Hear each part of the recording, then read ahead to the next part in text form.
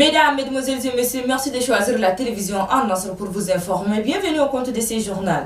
Rendons-nous tout de suite à Béché dans la province du Ouaddaï où la population abéchoise a réservé un accueil de grands jours au président du Conseil militaire de transition, le général Mohamed Idriss Déby Itno, arrivé ce 9 février à Béché. On fait le point avec nos confrères de la télévision nationale. Se retrouver à Abéché, c'est un peu comme revenir chez soi pour le président du Conseil militaire de transition, général Mohamed Idriss Déby Itno. La cité historique qui sait accueillir ses hôtes n'a pas démenti les attributs qu'on lui connaît. Les Abéchois ont mis de côté leurs occupations quotidiennes pour être les artisans et témoignent de la belle recette en matière d'accueil qui réserve ce jour à leurs hôtes de marque, à leurs fils et à leur président. Ils ont investi massivement les rues, arborant, drapelés, pancartes et banderoles. Ce n'est pas la température caniculaire non plus qui a pu calmer leurs ardeurs. Ce qui compte pour eux, c'est rendre agréables ces instants qui ont vu l'atterrissage autour de 15h20 de l'avion présidentiel. C'est le gouverneur de la province du Ouaddaï, Brahim Ibn Oumar, qui a été le premier à saluer le chef de l'État, général Mohamed Idriss Déby Itno. Il est imité dans la foulée par deux petites fillettes qui ont remis des pigeons au président du Conseil militaire de transition.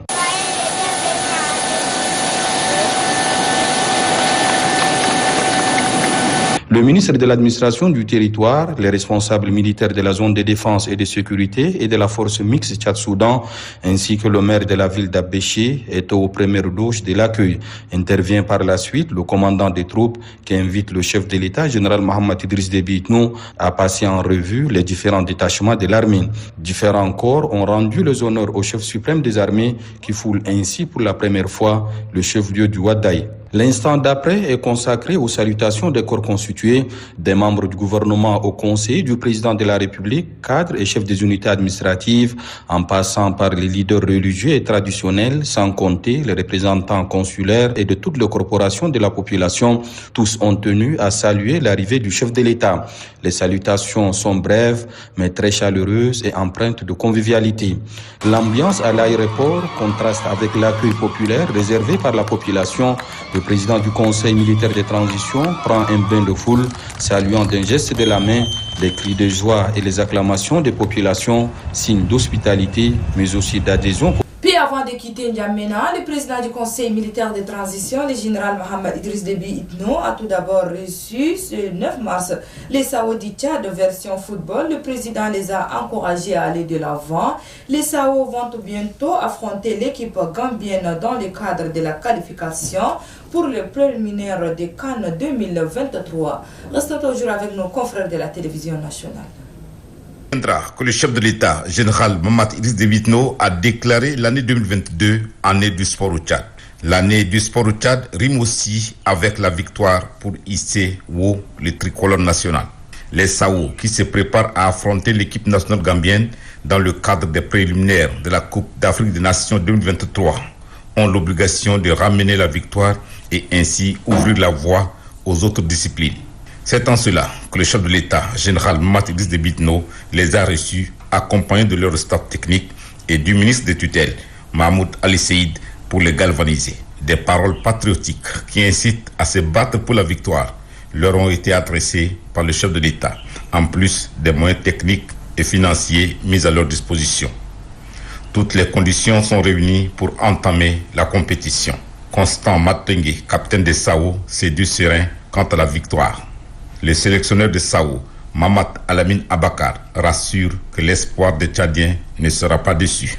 Pour le ministre en charge des sports, à cœur vaillant, rien d'impossible.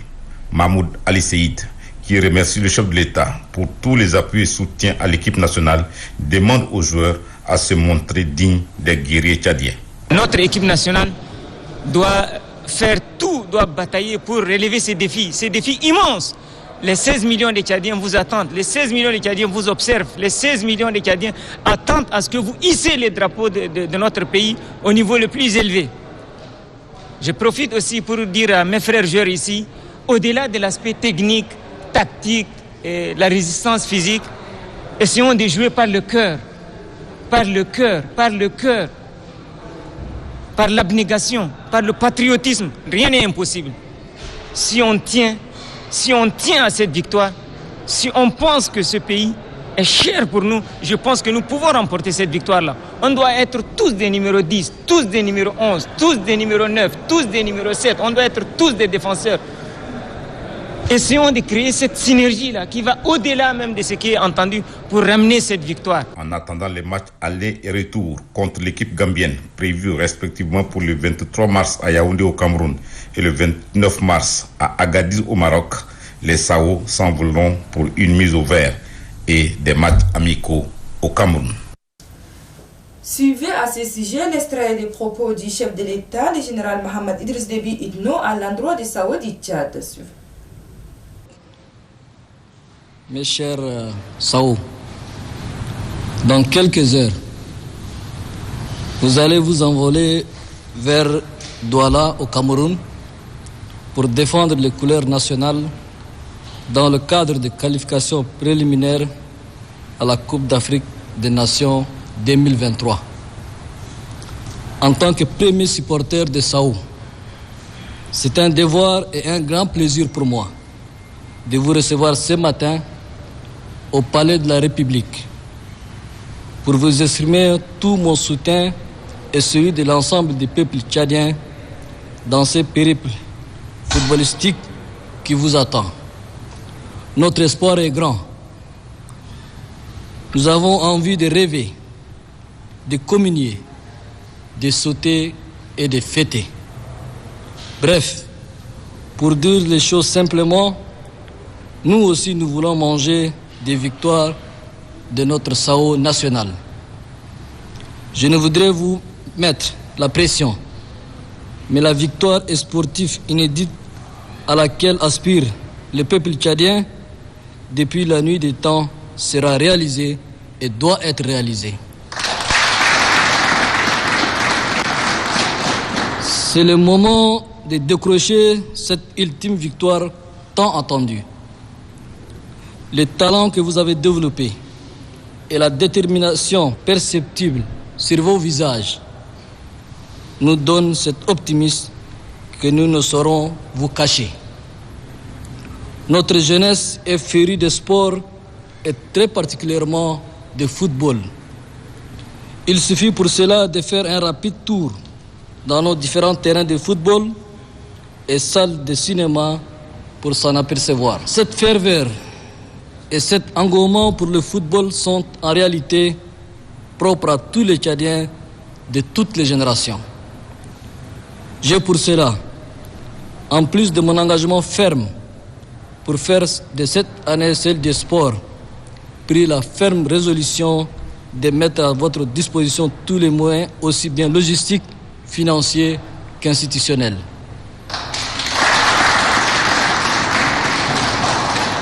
J'ai bien conscience qu'il faut du temps, de la constance, de la vision et une bonne gouvernance pour créer un cercle vertueux propice au progrès des sports en général et du football en particulier. À cet effet, tout le monde s'engage à vous accompagner quant à la concrétisation de ces rêves tant entendus. Je ne veux pas croire que les joueurs d'autres nations soient dotés de talents footballistiques supérieurs aux nôtres. Faites-nous croire que notre fierté tchadienne n'est pas déplacée et que le complexe quitte à jamais l'esprit de nos compatriotes quand il s'agit du football.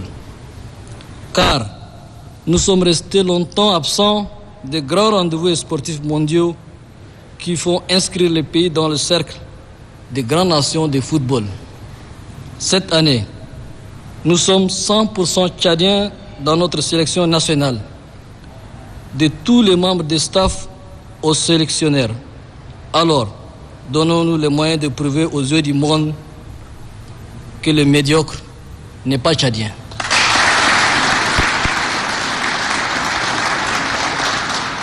Cette équipe est jeune et son entraîneur aussi est jeune.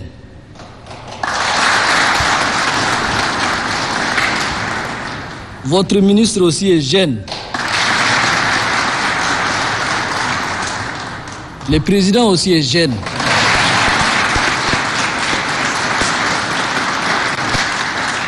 Le staff qui vous entoure est aussi jeune. Donc la jeunesse est porteuse de notre flambeau. Saisissez cette chance de la jeunesse pour inscrire en lettres d'or la nouvelle page sportive de l'histoire de notre pays.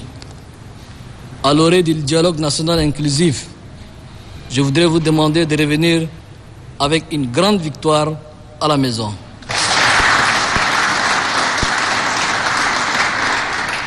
Je crois en vous, car cette victoire marquera les jalons du Tchad nouveau dont nous rêvons.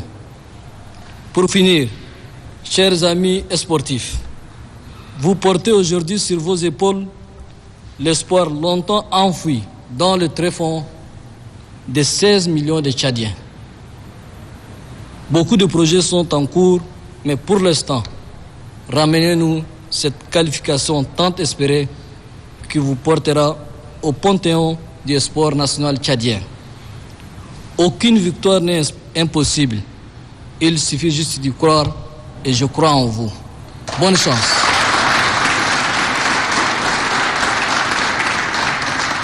À la primature, la nouvelle équipe du comité spécial de négociation avec les politico-militaires a eu ce 9 mars 2022 une rencontre autour du Premier ministre des Transitions, Pahimi Padaké Albert. Cette réunion de prise de contact a permis aux membres de ce comité de recueillir les orientations du chef du gouvernement de transition. On fait le point avec nos confrères de la télévision nationale. Nommée par décret signé ce 9 mars 2022, la nouvelle équipe du comité spécial de négociation avec les politico-militaires a aussitôt eu une rencontre autour du Premier ministre de transition, Pahimi Padaké Albert.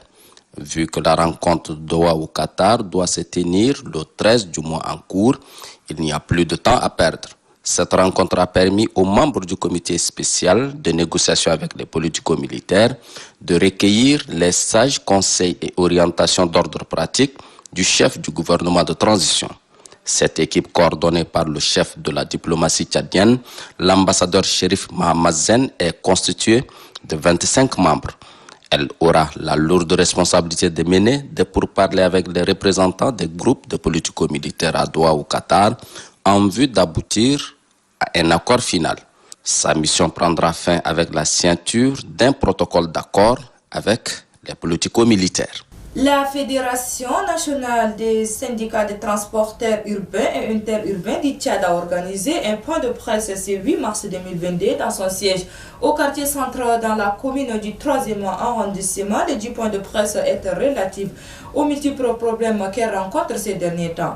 Pour plus de détails, suivez les explications de Abderrahman Adoum Ibrahim, secrétaire général de la dite fédération, au micro de notre reporter Ahmed Moussa Khalil. Les difficultés quotidiennes que rencontrent les transporteurs interurbains, la première des choses est le cas de la mauvaise état de nos routes qui souvent provoquent des accidents mortels. Et parmi les difficultés que nous rencontrons, il y a le manque de panneaux de signalisation, il y a également les dos d'âne placés anarchiquement et il y a également le problème de divagation des animaux sur la voie publique qui nous provoque souvent des accidents. Et le second point, qui est l'accident du 27 février 2022 qui a endeuillé plusieurs Tchadiens, 39 morts et 47 blessés, dont moi qui vous parle, j'ai accompagné Madame la ministre des Transports et de la Sécurité routière. Nous avons fait un premier escale à Hadjar où nous avons visité les malades. Nous avons fait un déplacement sur 47 km de Hadjar au lieu de l'accident où nous avons vu l'état même des bus qui sont entrés en collision et nous sommes revenus automatiquement présenter également nos condoléances à la famille endeuillée. En plus de ça, on a pris l'avion et puis cap sur Abéché. La suspension provisoire de l'agence Abou Hamama. L'agence Abou Hamama qui est suspendue par un arrêté 026 bar PCMT, bar PMT, bar MTSR, bar SG, bar DGTS, bar DIRTS, bar 2022 portant suspension provisoire de l'agrément de transport de l'agence Abu Hamama. Alors c'est là où nous avons vu que cette suspension est illégale. Pourquoi nous disons ça? Parce qu'il y a plusieurs accidents qui se sont passés dans ces pays. Plus de morts qui est causé par l'agence Abu Hamama. Ici, vous êtes tous présents sur le pont Chagua, plus de 100 personnes qui sont mortes. Et dans les provinces égalées, il y a plusieurs morts. Personne n'a pris une décision pour suspendre quelqu'un. Mais maintenant, quand une agence de voyage où il y a 39 morts et 47 blessés, le ministère des Transports prend maintenant une décision pour suspendre l'agrément de l'agence Abu Hamama. Alors, à partir de là, nous avons demandé à notre ministère, dans un premier temps, de nous rencontrer d'abord et essayer même de calmer l'esprit de ce transporteur qui est M. Ali Abdelkarim, de lui calmer l'esprit, parce que lui également, il a une grande responsabilité dans cet accident. Il a perdu ses bus, il a perdu des vies humaines qui demandent encore réparation. Au lieu de le calmer, maintenant on le suspend. Donc c'est pourquoi un bon nombre des agences de voyage, qui sont au nombre de 12, ont pris l'engagement de demander à l'État, et ils ont demandé à la fédération dès demain de saisir l'État par une correspondance et d'adresser maintenant un préavis de greffe à partir du lundi. Si aucune solution n'a été trouvée, tous ces 12 agences vont s'arrêter en solidarité avec l'agence Abu Hamama. Et sur ce, c'est referme cette édition. Merci de l'avoir suivi. Au revoir. À la prochaine. Bon suite de programme sur la télévision. En sera 24 à demain, Inch'Allah. Mais en attendant, n'oubliez pas de prendre bien soin de vous, car chaque jour est une nouvelle vie. Merci.